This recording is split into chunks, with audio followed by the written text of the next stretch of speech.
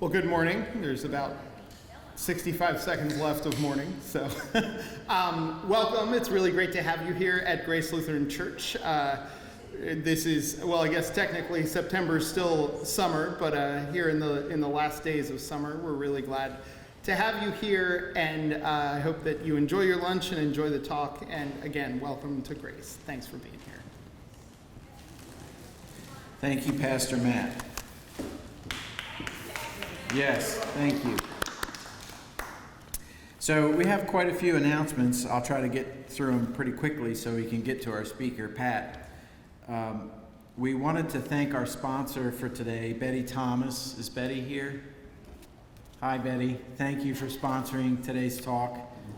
It helps, sponsorships help offset the costs of the room rental for Grace and the refreshments, so we really appreciate that. Thank you, Betty. Mark your calendars, September 7th, Diana Scott. Diana's here. Hi. She will be in our bookshop signing Forgotten Corner History of Oakland Mill, and that's September 7th, 10:30 to 12. We provide free coffee for people, and it's just a nice fireside chat with an author, so keep that in mind. Covalent Spirits, History Shaken and Stirred. That's going to be 6 p.m. same day, September 7th. Also, our big fundraiser, our BBB event, Bluegrass, Bourbon, and Bocce, will be at the Union Mills Homestead on September 10th. I believe that's an afternoon, starts around 4 o'clock at the Homestead. And then next month, our BLT is going to be at Manchester Cigar Industry.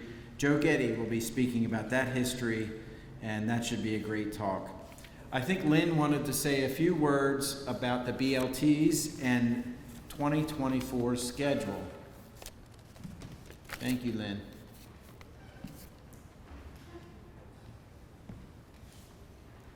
Well, first of all, I want to thank all of you for your regular participation in the box lunch talks. It's always fantastic to see your face coming in the room, and thank you. But a number of you would mention a talk you might be interested in giving, or a talk you'd like to hear. And so we are setting up the 2024 calendar now, and we would love to hear from you if you're willing to give a talk. And believe me, if you told me you're willing, you will hear from me. And if you have any ideas for things you'd like us to present, let us know so we can get the 24 schedule finalized. And thanks again to everybody for being here. And thank you, Lynn, for everything that you do for the BLTs. It's a lot of work, a big commitment every week, and we really appreciate you too. Thank you, Lynn.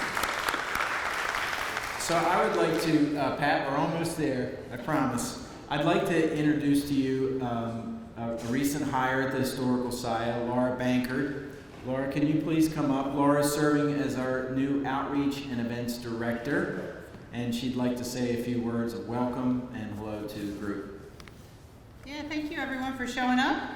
This is going to be a great talk, so we're looking forward to it. And if anybody has any questions, please send me an email, call me, whatever you need to do. I'm looking for, ideas and things like that for the Historical Society, so my door is always open. Thank you.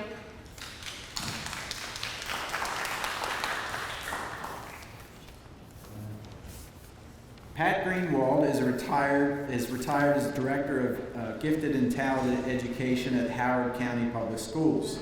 However, retirement is not a word I would use to describe Pat.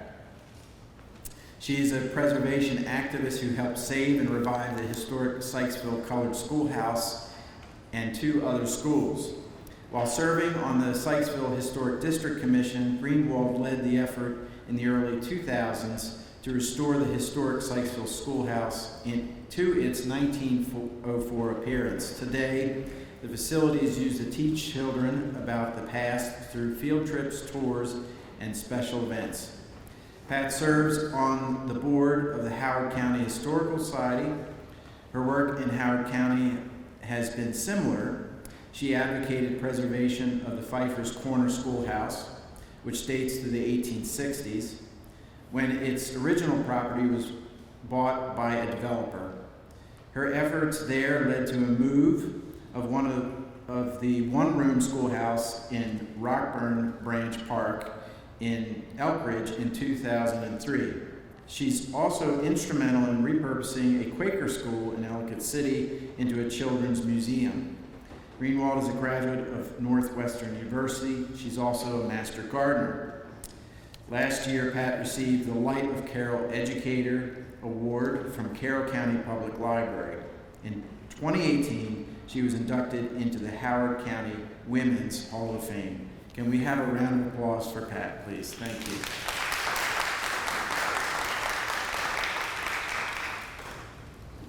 Thank you very much. There's a little bit of exaggeration in some of that. I went to a basketball game at Northwestern once, but I graduated from Knox College in Galesburg, Illinois, where the Lincoln Douglas debates were held. That was our claim to fame. And then got my master's at the University of Colorado, Boulder. But Northwestern is not part of my past. I'm not sure where that came from. I like Northwestern. Also, that all was very glowing, but it didn't say that I was an ace at technology.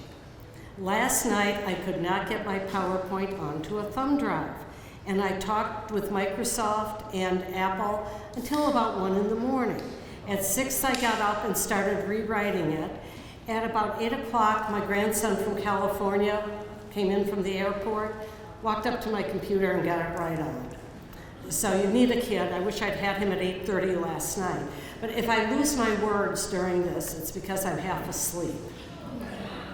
Okay, so we will get going with a tale of 3 schoolhouses, the 3 I've been involved with working on. And actually, I should say there were 4 schoolhouses.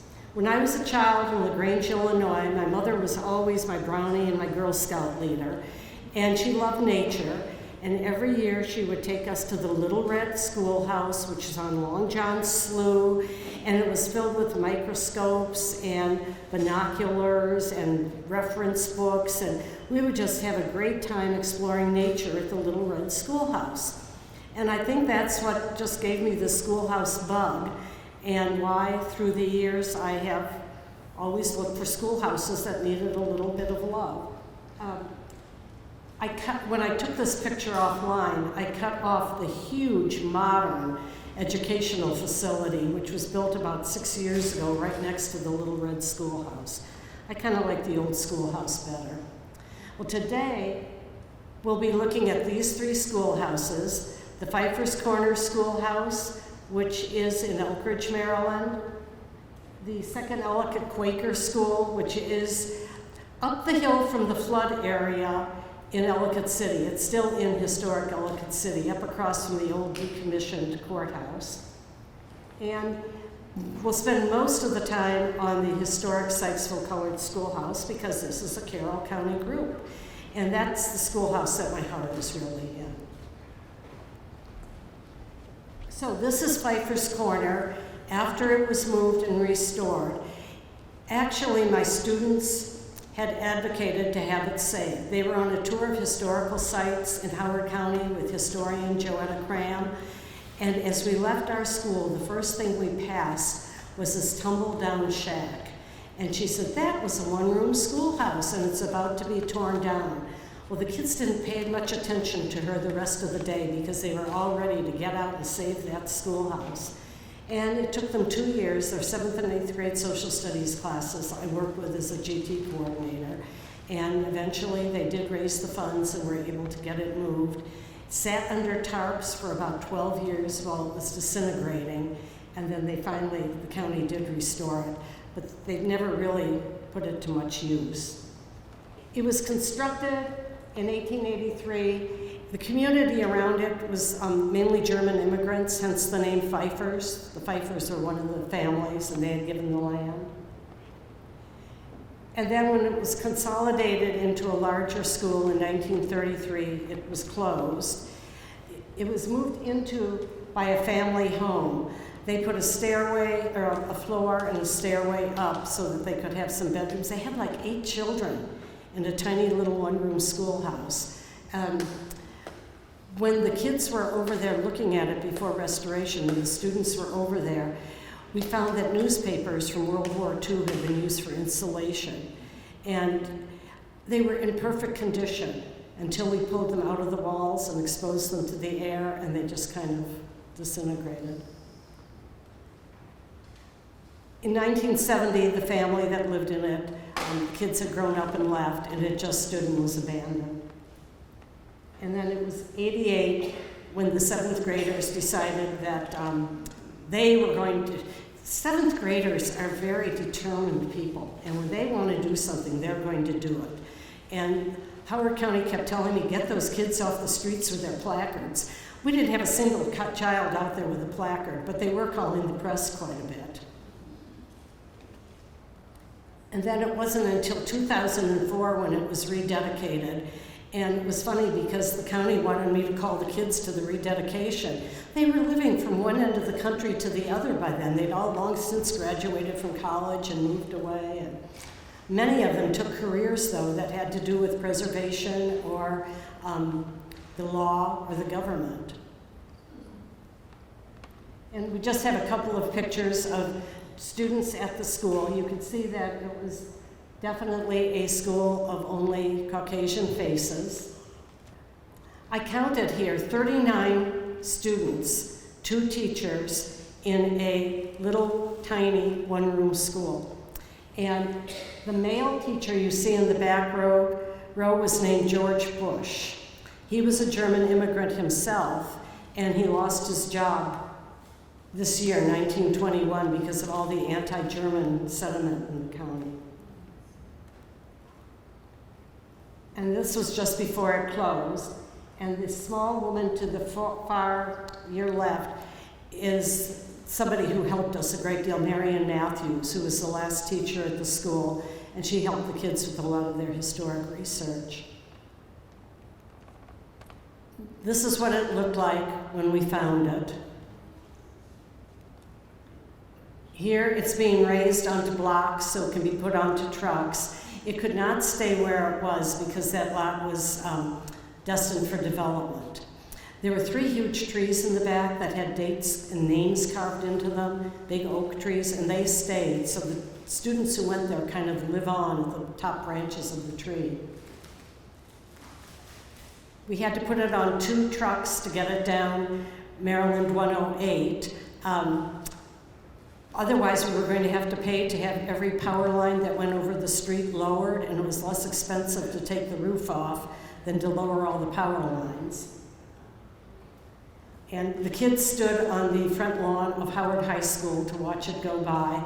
And the county had given 2 rights, special allowances to Route 108 that day.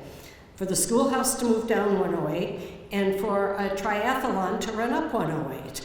So the schoolhouse ran into the athletes. It pulled to the side. All the kids came back to my house for breakfast. And then we went back out and watched it go by. And my mother had the sense to turn around and take a picture of the kids instead of looking at the school as it went by. And so I think that's a cool picture of their reaction. And then in 2004, it was finally restored. And there were a lot of things that I would not have done in the restoration. Like this big labyrinth of accessibility, you know, having it go back and forth rather than 1-2% grade ramp. And this was the last time I was inside. The county is only using it. It sits in a park, and if there is thunder during a ball game, the kids go in there to be safe. But they're not really using it for much. So I was very disappointed. I had collected a lot of materials and furniture that was period, and when I went in to take this picture, most of it was broken because the kids kept bouncing their balls in there. Then we'll move to Ellicott City, and we'll move forward about 20 years. About 10 years ago, 2 of us had the idea that this old Quaker school should have more done with it than just kind of decaying and falling apart while being used to house donations, material donations to the Historical Society. It wasn't even the correct, humidity or temperature or anything. It was just a storage place and was in pretty rotten condition. It had a long history. We believe the Ellicotts built it in 1790. They believed in education, and education was for everyone. The children of slaves were educated there, the children of some of the Native Americans, and the girls as well as the boys.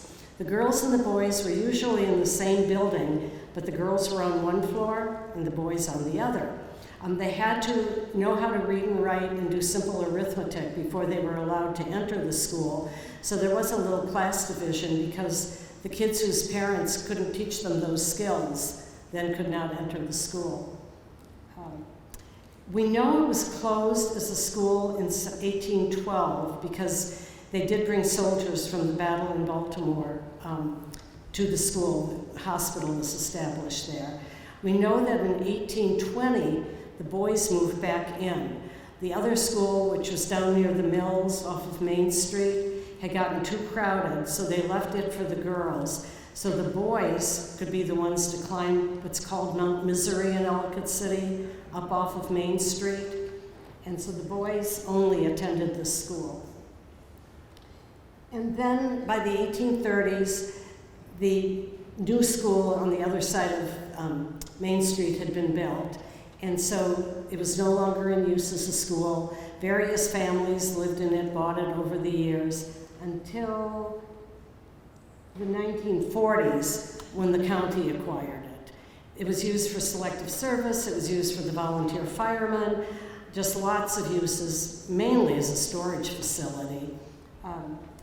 And then in 1984, they leased it to the Historical Society. Our main building is right next door in the old Presbyterian Church, and that is now the Museum of Howard County History.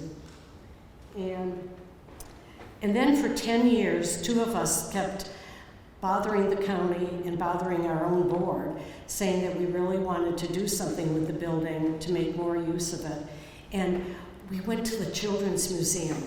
We went to all the museums here in Carroll County and Rose Manor in Frederick and the museum down in Montgomery County.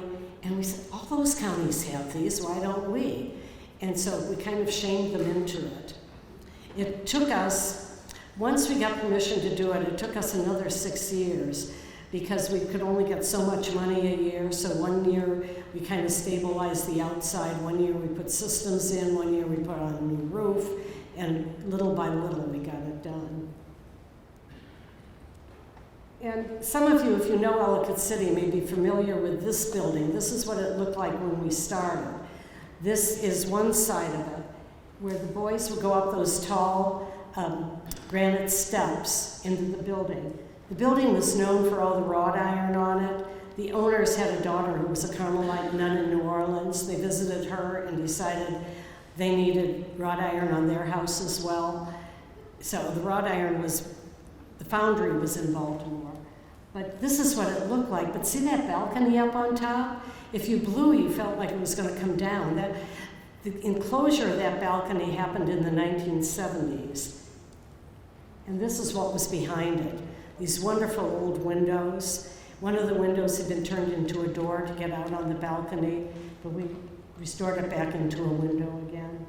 And the old fishtail siding there, all that was lost to that wonderful 1950s extension. And this is what the other side of the hill looked like. This is where we can have children actually enter because it is on grade for ADA regulations. And you can see that the building had lost its symmetry. It was supposed to be symmetrical, but the one side had been changed. You see that little pop-out behind that white sign? That's what was in that pop-out. So that had to go. And basically, the whole place was pretty much a mess. There was this old carpeting that was glued down on all the old floors, and it really smelled bad in there. So we had a lot of time between years that we were able to do things. So we started market testing different programs that we could do with kids. We would have about one a month where the kids would come to the Historical Society on a Saturday morning and have an experience. And this is one of them, a little tea party. Tea party became very popular. It was a pain, it was a lot of work.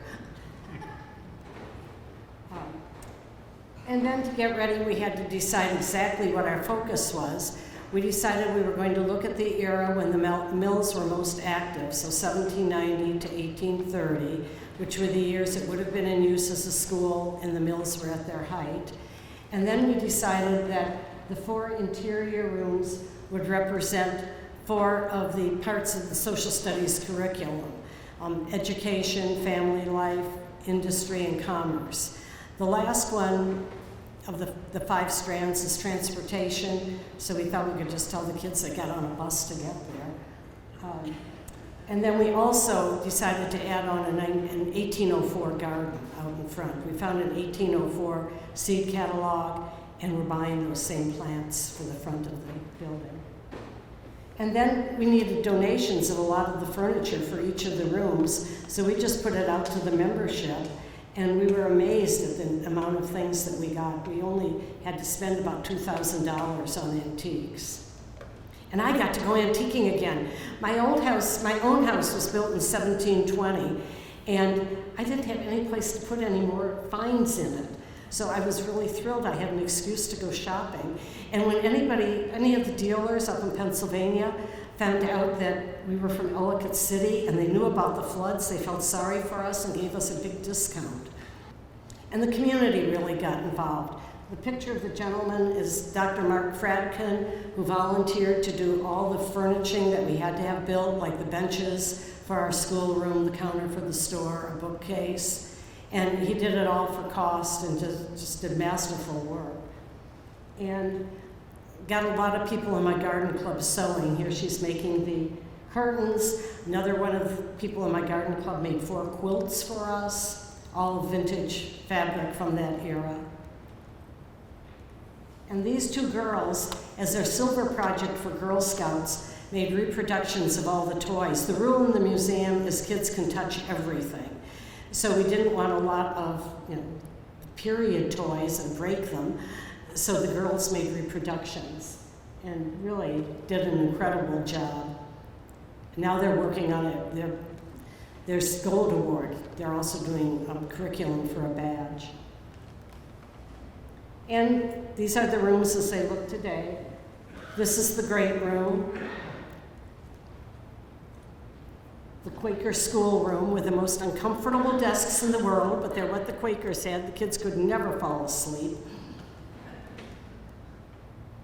And then Ellicott's General Store. The first thing the Ellicotts built, even before the school, was their general store, which, since they owned the mill, they kind of controlled life pretty much in the town. And then our 1804 garden. The flowers along the walk are Zinnia tenuifolia, which was the native zinnia that was available at that time. And right in front of the building, it's mainly herbs, and we use them a lot in our curriculum for the kids who come. And this is what it looks like today. And I didn't have a finished picture of this. I've got to get to Ellicott City and take one. This is that other side. Once those neat old windows had been revealed again, the men are up there prepping the walls to put the fishtails back on. They wanted to have some insulation in there, so they took them off and numbered them. They were putting them back on. But I wish, in the pictures, you just can't tell how different it really was. So this is what it is today. And then we will move across the river into Sykesville. And this is the historic Sykesville Colored Schoolhouse. And let me tell you one thing about its name. Okay. I knew that the original name had been the Sykesville Colored Schoolhouse. And I was very uncomfortable with that. And I knew that in Harford County, they had put the word historic in front of a colored schoolhouse's name to maybe explain things. But I was asked to speak about the schoolhouse and what we were doing at the Martin Luther King Day breakfast at Martin's West. And there were about 500 people there, and I asked for a show of hands who thought it should be called the colored schoolhouse, or if we should get rid of that word. Everybody thought, no, you have to have the original name. And some of the teenagers in the community were not happy. I told them, go talk to your grandmas. I actually, some of them came in just waving their hands at me. They were so angry about it. And it was the day after Simon Cowell had voted Jennifer Hudson off of American Idol. And I didn't know how to react with these kids. And I said, what did you think about Jennifer getting voted off last night? And then all their anger went to Simon and not me.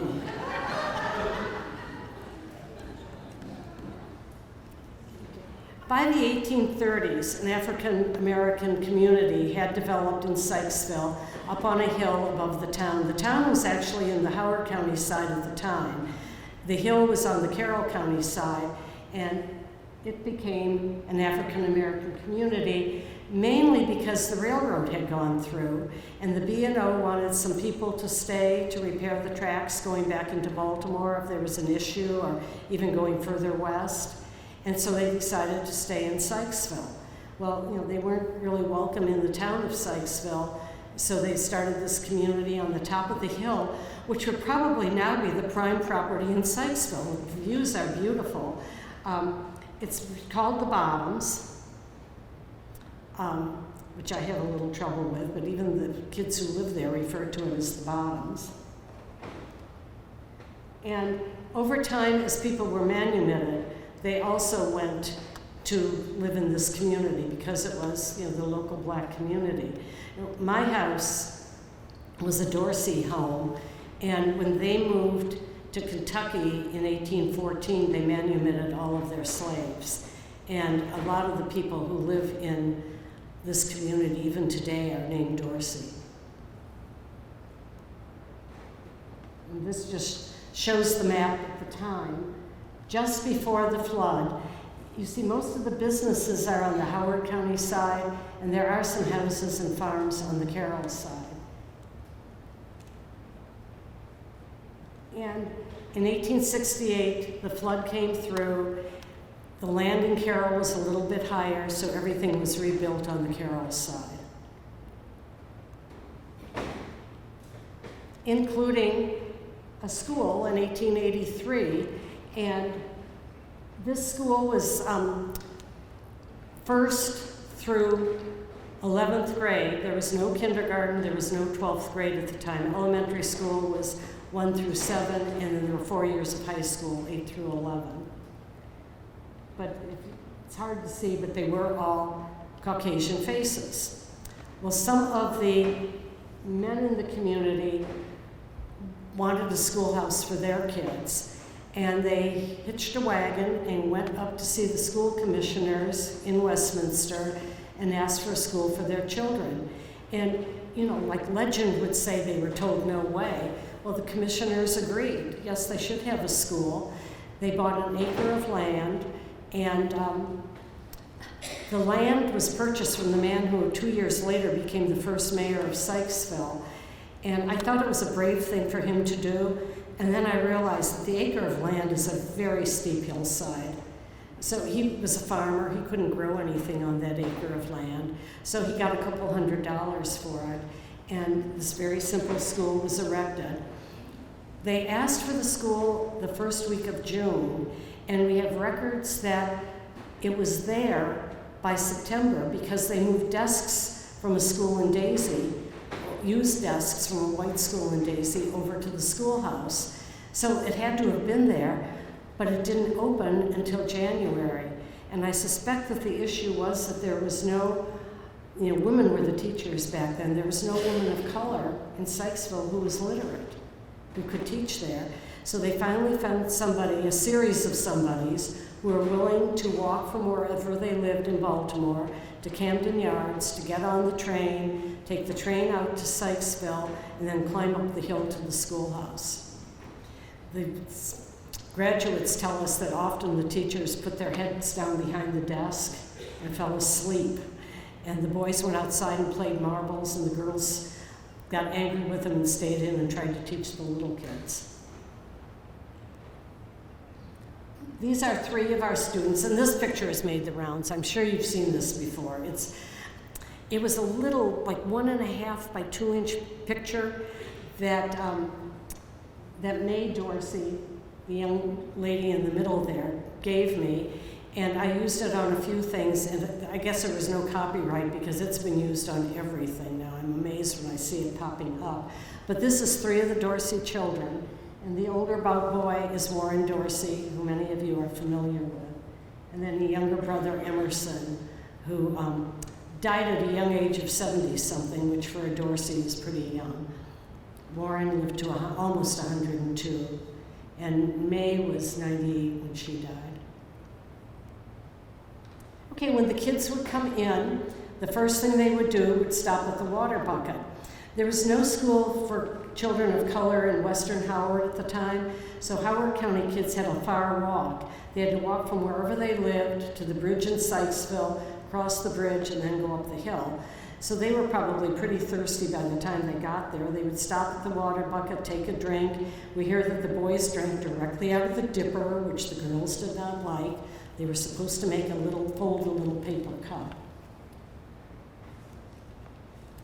And then they would begin with morning devotions. I asked Dr. Ecker if it was okay that we put this sign up, this Currier and Ives print up in the schoolhouse, because all the one-room schoolhouses at the time had it.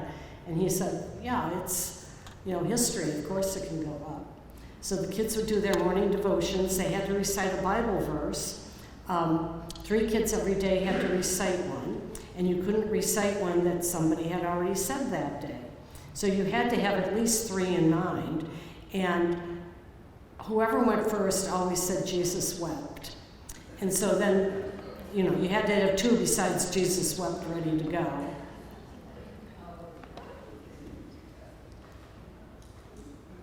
And then they would get busy with their academics, their 3 R's. This was kind of funny. The Dorseys told us that they used Elson readers, and I misunderstood when I found Searson readers online. I thought, oh, this is what he meant. So I got all the Searson readers from the pre-primers right through 7th grade, and then found out that they had Elsons. They would stop for lunch. The kids who lived right on the hill could run up the hill for lunch. They had an hour, and usually they had chores when they went home. The kids who lived a distance would bring their lunch in a bucket, which was usually a bucket that syrup had come in, and they weren't black like this one. They were kind of covered with labels and things, but they would bring their lunch in that. And they say that every day they had syrup sandwiches. That is what the poor subsided on at the time. They were embarrassed that they had lumpy bread because their mothers made the bread, and the white kids were getting that nice rainbow bread down from the store. Well, no wonder these people were healthy. They were eating whole grain bread. But the syrup they put on it was nothing but high fructose corn syrup. So, that kind of countered the effect of the bread. Oh, and then the one time they would have to play, didn't take them a whole hour to eat their syrup sandwiches, so they would get to play the rest of the time. And the kids who went home for lunch, if they finished their chores, could come down and have a little playtime as well. They did have a break once during the morning to go out and visit Aunt Sally and Uncle John.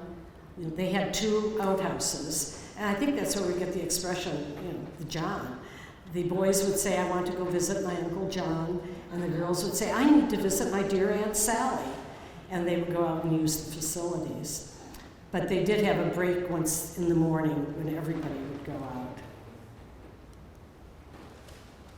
And then in 1939, it finally closed.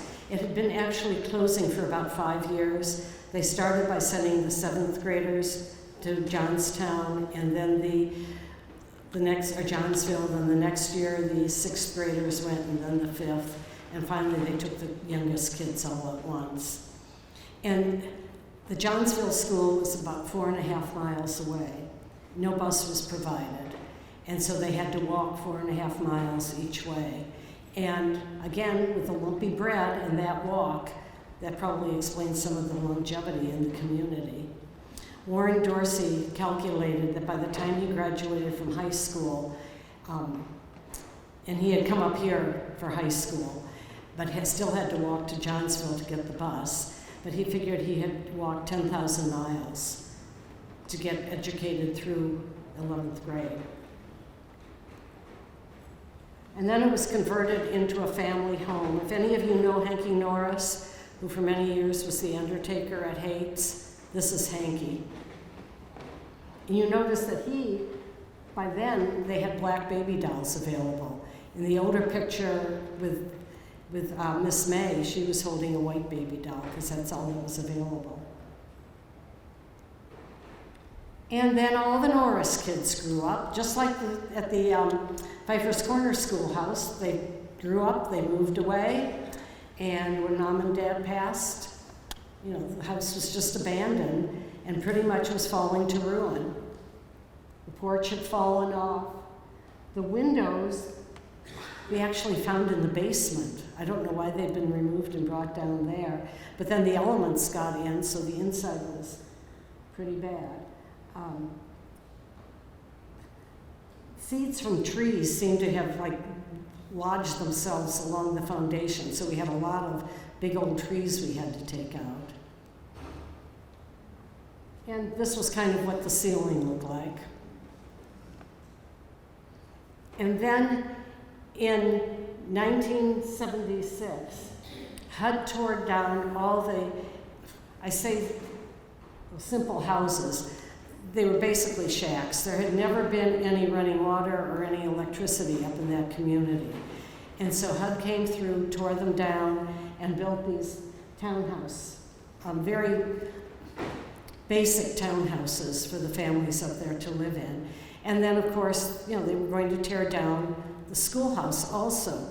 Well, people in the community said, no, that building is too important. It was the difference between ignorance and enlightenment. You cannot tear that down, but yet they did not have the wherewithal or the knowledge of how to go about, rescuing it.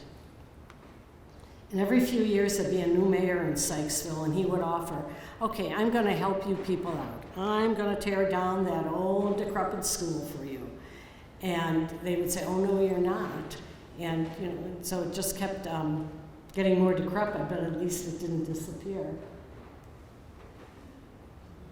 Okay, when we started the rehabilitation efforts, there were interior walls.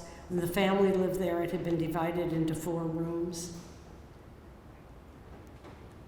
When we took the walls down, you can see that little green, it looks green, it's really gray stripe going up the wall. That showed us what color the wainscoting had been painted. The Maryland Historic Trust said, well, you've got to do paint scrapings and have it analyzed, send it to the Smithsonian place out in West Virginia and get it analyzed. And we said, we can just look at it, it's there. And the same with the teaching stage. There was a ghost on the floor of where the teaching stage had been, so we could see exactly where we had to build the new one.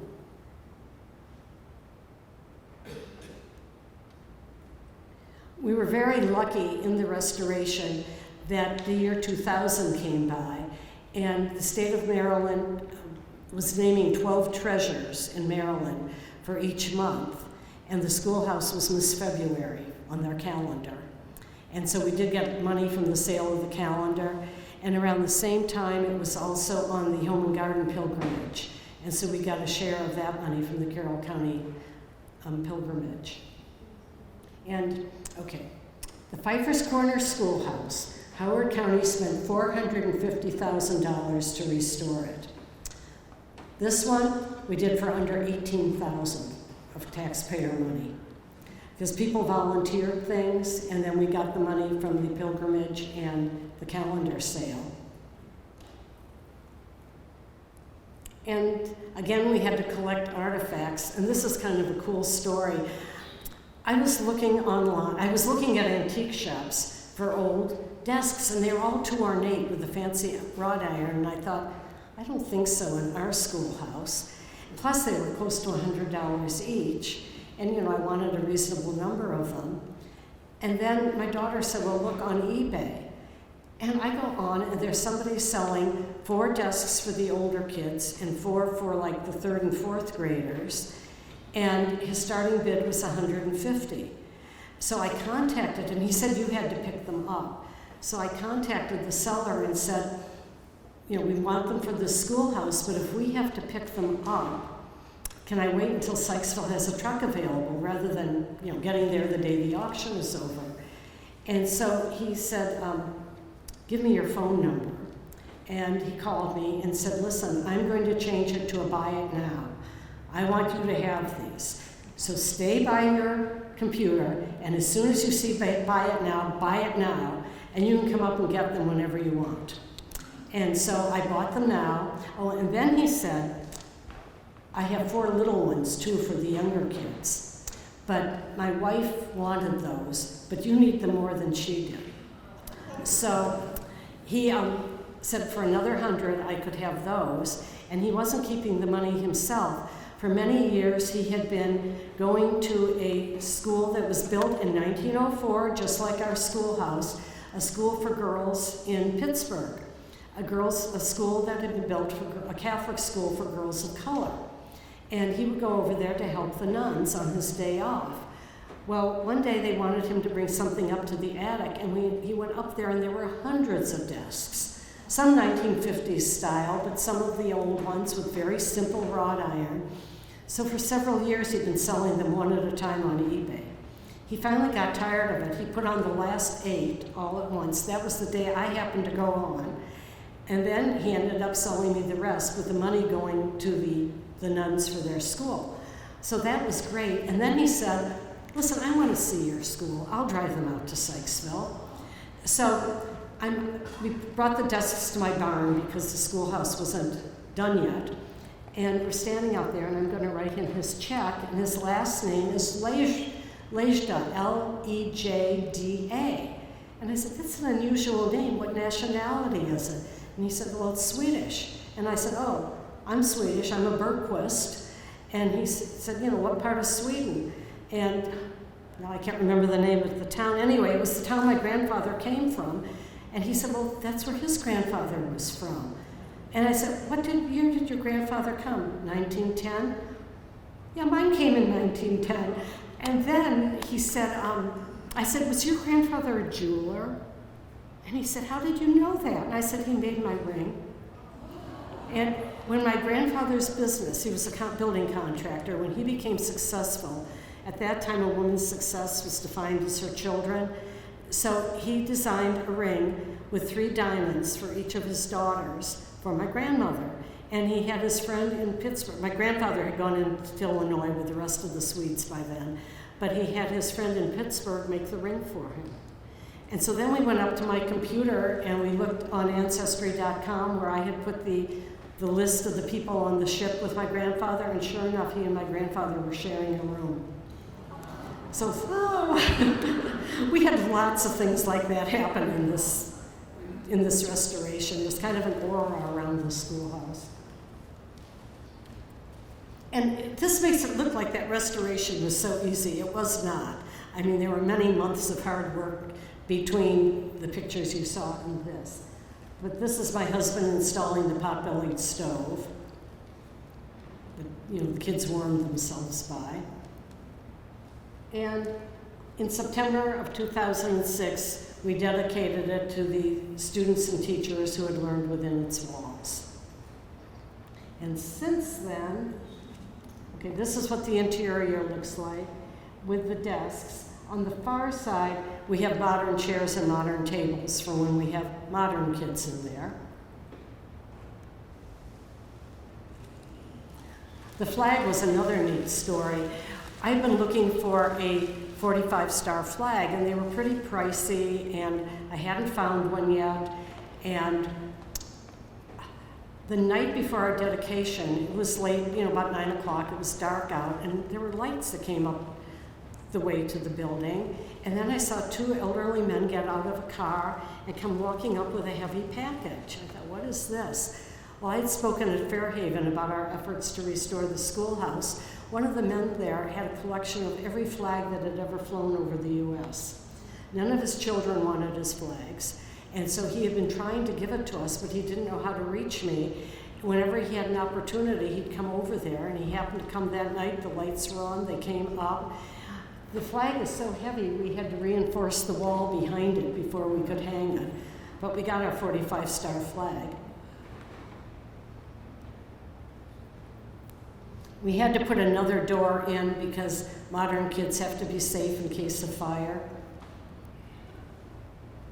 And at first we were mainly having school field trips, but the kids just don't go on field trips the way they used to. They're very, very few. There's so much standardized testing that they're kind of stuck in the classroom most days, so we didn't have a lot of field trips, maybe 1 or 2 a month at the most. And that's Warren Dorsey speaking with the kids.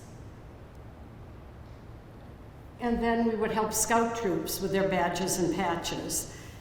And again, it was maybe 1 a month, 1 every second month. Homeschool groups would come, which was kind of like getting back to what it had been. We'd have little kids and then we'd have the older kids all at once. And we finally told the homeschoolers they had to come as a group of them because I would have one mom calling and wanting to bring one child, and it was taking up a lot of time, so I finally said, get a little group and that's fine. And then our A+ graduates were wonderful at helping out whenever we had field trips. That's Rosie Dorsey Hutchinson, her sister May, and then her brother Warren Dorsey. And they're in the same positions. May and Warren are in the same positions that they were in that picture of them as little children. And then in addition to the daytime things for the community, once every second month, we would have a community open house for kids and families, where there'd be a theme and the kids would come in, work on that theme, and always make a couple of things to bring home. Community organizations also used it. We only charged $35, which I guess was a bargain. And this is a garden club. A garden club from Frederick that came all the way to Sykesville to use us. This I put in just, it was my book club, and they'd read Warren Dorsey's book, and then Warren came to discuss the book with them. Warren and his sister Rosie and nephew. And then in September 2015, our pastor at St. Paul's United Methodist Church on Main Street in Sykesville had us read this book on the 5 practices of fruitful congregations. One of the chapters was risk-taking missions. So I fell asleep that night thinking, what could I do that would be a risk-taking mission? Well, I'm a retired middle school teacher. I could go to the middle school and volunteer after-school tutoring. But how would the kids get home afterwards? And then I had one of those 2 o'clock aha moments when I woke up at 2 a.m. and went, just a second, I'm coordinator of a one-room schoolhouse that lives in the middle of that sits in the middle of subsidized housing. The kids who need the tutoring the most are the kids in that community. Why not have it after school there? And I had also been frustrated that we were only using the schoolhouse maybe 3 or 4 times a month max, and it just didn't seem worth, all the heat and the water and everything that we were paying for. So we started our homework club, which meets at the schoolhouse every Monday and Wednesday. The middle schoolers get off their bus at 3. The elementary kids come at 4. Right before the pandemic, we had 22 kids. We tried to do one-on-one, but we couldn't get that many bodies in there to have 22 tutors. So most of them were tutoring 2 kids at that time. After the pandemic, we're down to just 14 for this coming year. A lot of the families could not afford the subsidized housing and had to come up to either the homeless shelter or to live on people's couches. Okay, we tutor kids from kindergarten through middle school, and we tried having the high school kids come in to get their service learning hours as tutors, but they kind of considered it their social hour, so if I wanted to keep the tutors, I had to stop that. But we work closely with their counselors, who have also recommended kids who do not live in that community, who then get permission to ride the bus to the Schoolhouse Road community so that they can do the homework club. And we always try to get one-on-one. We're all set with one-on-one for this coming year. And when the kids come, they get a healthy snack. We usually give them some pure juice that really is juice, some kind of a starch, and then some kind of fruit. And you know, they all tell us, we don't like pineapples, and then they taste a real pineapple. And this doesn't taste like the pineapple in the can. And they suddenly like pineapple. But then we help them with their homework. If they don't have any homework, which particularly the middle schoolers like to say, but you know, we can go online and see what they have. The teachers post the homework. But then we'll do drills and games with them. And you've not had a lot of fun until you've watched a bunch of middle schoolers play Candyland, because they never played it when they were little kids. And they get these real cutthroat games of Candyland going. And then we also have enrichment activities. We try to get some African American role models to come in and speak, who are not, you know, basketball stars or singers, but people who have attainable careers. And we also do a lot of crafts and science activities, music activities. And then Homework Club started taking over a lot of the real estate. Before Homework Club, it looked like a well-preserved one-room schoolhouse. And now it's kind of a mess. But when Warren Dorsey was still with us, he said, this is great. It looks more like it looked when it was a school, when there were things all over. And particularly during the pandemic, everybody was cleaning their kids' bookshelves. So I had to keep going out and buying more and more bookshelves for the Homework Club. There's actually one more set there now. Just a few pictures of the tutors at work.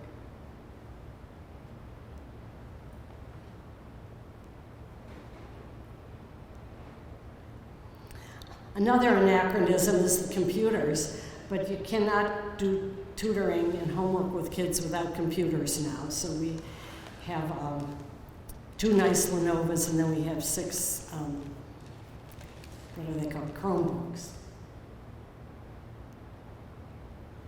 Well, this was kind of funny. We had George and Abe on the back wall. You see them up there in the frames, the Currier and Ive prints. Well, the kids wanted to know why we didn't have Barack Obama up there. And I said, well, okay, let's write a letter. So one of the girls wrote the letter. We took this picture and sent it with the letter, asking him if we could have a photograph to put on the wall. We sent it in September. Didn't hear anything, and shortly before he left office, I saw an article in the Washington Post that said he was getting 12,000 letters a day. 10 were making it to his desk, and the rest were just being looked at by staff. And so I told the kids, you know, chances are we were one of the 12,000 and we're just not going to hear anything. Well, the day that Obama was leaving office, my phone rang while I was having breakfast, and on the TV, Obama is writing his letter to leave for Donald Trump in the Resolute desk. The phone rings, and it's the secretary from over at the townhouse, and she said, we've just had a delivery from the White House, and it's addressed to you. Can you come over here, because we want to know what's in it? And so I went on over there. We got a box, and it included the signed photograph of Obama, and then one of the whole family, and then a photograph of each of their dogs, and one of the dogs had the dogs' bios on the back, really funny little bios of each of the dogs. We had books about the White House, children-appropriate books about the White House and how it functioned, one about the presidency, and I did one of these on the letter, and it was signed in ink. Can't guarantee Obama himself signed it, but the neatest thing was the letter, where he told the kids of his own simple beginnings, and if they persevered and kept a positive attitude and were kind to themselves and others, you know, they could make it out of the circumstances in which they currently were. And so we made a copy of that for each of the kids, and I go into the townhouses over there now and I see it framed on walls along with the picture.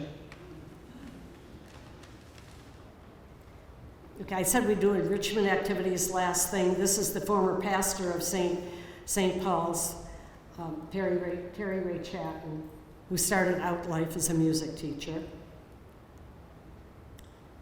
Here the kids had read about local birds and made little bird feeders that they were hanging from the trees. We also put in a garden in an attempt to maybe improve nutrition in the community. The kids plant it, and then we invite everybody to come and pick, and they better get over there today because the tomatoes are pulling the plants down. And then we have a little flower garden also, and Lyons is just in the process of donating a bench for the flower garden. We also celebrate the holidays and things with parties because it's something that the kids don't have space in their own homes to do. So this is from a Halloween party, a Christmas party. Oh, it's become a tradition. Our first Halloween party, we challenged them to work as a team, you know, 2 kids together, and turn one of them into a ghost with toilet paper. And they thought that was great. So at Thanksgiving, they became white turkeys, and at Christmas, they became snowmen. And okay, last year, we thought we've done that so many times, so we weren't going to do it. I guess it was at our Valentine's Day party, and the kids said, well, where's the toilet paper? And so we took it out of the bathroom, and they said, never have a party where we don't do that. So that is one of our traditions. And then we give them a Santa sack at Christmas time filled with little things. The town is really good about giving them the big things they want, but we fill their Santa sacks with little things. Another positive thing that we hadn't thought of was most of our tutors are retired teachers from Fairhaven. So we're giving some of the seniors something that they're enjoying doing as well as, you know, helping the kids. And they've just been a terrific asset. I mean, they plan, you know, all week for what they're going to do with the kids the next time they see them. And we have had a few successful team tutors. Like I said, some of them wanted to just socialize, so we don't have that many. Right now we're having Wacky Wednesdays, Wednesday mornings, to get the kids out of bed because school is going to be starting soon. All their mothers work in nursing homes, and they're gone before the kids get up. So at least we go from door to door at about 9:30 on Wednesday mornings and get them awake, and then we give them 2 hours of something themed. Tomorrow we're talking about good bugs, bad bugs. We're doing sports heroes the next Wednesday. Then the last Wednesday, we give them each a backpack, which is filled with everything their teachers have on their list of items they want the kids to have. And then we have had some special events. Here we're on a tour of UMBC, just to show the kids what a college is. When Hidden Figures came out, we bought a copy and we had a pizza party one evening, and then sat down with popcorn to watch Hidden Figures. And even the littlest kids stood up when she wasn't allowed to use the bathroom because of her color. And then, you know, her boss spoke up, and the kids all stood up and cheered. And we were going to do the same with the new Harriet Tubman movie, but that got COVIDed out. And we've had some special events for birthdays. Here, the owner of the Hibachi Grill on Liberty Road wanted to make a dinner for some of the kids. And so he ended up doing a birthday party for 2 twins. And the Girl Scout troop in Sykesville put up a little free library. Lower shelf is books for the kids, upper shelf is books for mama, and they are in constant use. People say it's always a mess. Well, yeah, it's a mess because the kids have been taking books out. I don't think any book has ever come back, but the whole community uses it as a place to bring books that their kids aren't reading or they aren't reading. There have been a few books I've had to take out of there because they're a little too risque, but... And then we survived during COVID by masking and tutoring outside until the weather got too cold. We just moved the tables about 10 feet apart down our long walkway. Funding. Kids are great when they go in and talk at church, and the month that we're a mission, and they manage to bring in a lot of money. You know, if I speak, yes, some will come, but if the kids speak, it's really good. Rotary has donated a lot of funds over the years and also sent a crew and put in the garden, which is now fenced in because there are a lot of deer. And then the Fairhaven Residents Association shocked us when they came to the end of the year picnic a few years ago and gave us a check for $10,000 to be used for scholarships.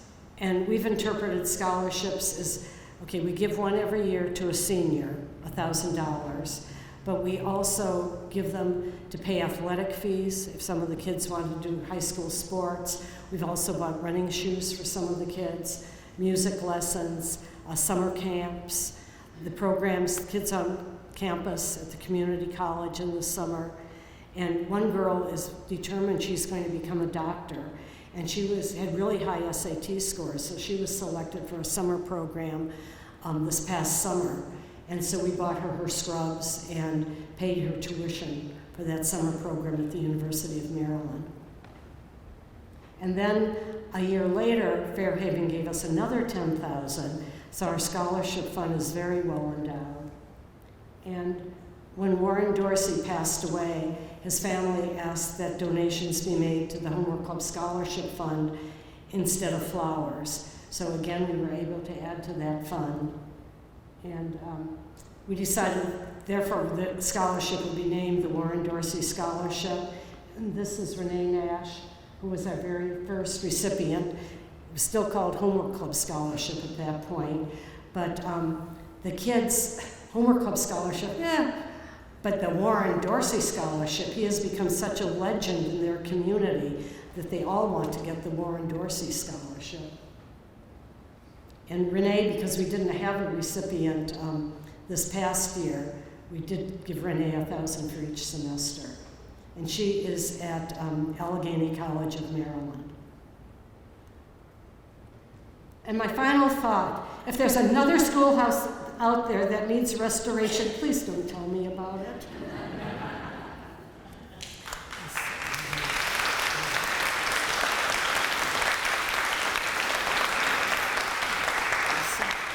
We have about 2 more minutes before 12 o'clock, or 1 o'clock, if anybody has a question. And I have a microphone here, Pat. Okay. Have people speak into the mic. Okay, Anyone? anybody have anything? Back here. Sure, if Pat, you could say a few words too about your exhibit in the back. Yeah, I just put up a couple of things back there. Some more pictures of the schoolhouse, the Sykesville Schoolhouse. There's also some little cards that are invitations to the Children's Museum, if you have any children in your life you'd like to bring, or if any of you live close enough that you'd like to docent at the museum, there's also a sheet there about how you can get in touch with us and become a docent. So we have a question here. What credentials do you require of your tutors for the homework club, and do you need more tutors? The only credential we require is that they care. And, okay, most of these kids are never one-on-one with an adult. One family, mom is about to have the 9th child. And they just don't have that one-on-one time. And the relationship becomes pretty close between the tutor and the child. And at school, you know, the teacher might have 24 kids. Well, you know, they don't get one-on-one there either. Right now, I think we're okay for this year, but, you know, we pick up one more child and we're gonna need another tutor. So And I think might be one more that we're about to pick up. So if you're interested, see me or write down your contact information and put it over on the table there, and we will get back with you. Because last year we were desperate for 2 more tutors for a while. Okay, anything else? Anyone else? Pat, thank you very, very much for your great talk today and for coming out and visiting with us. Thanks again.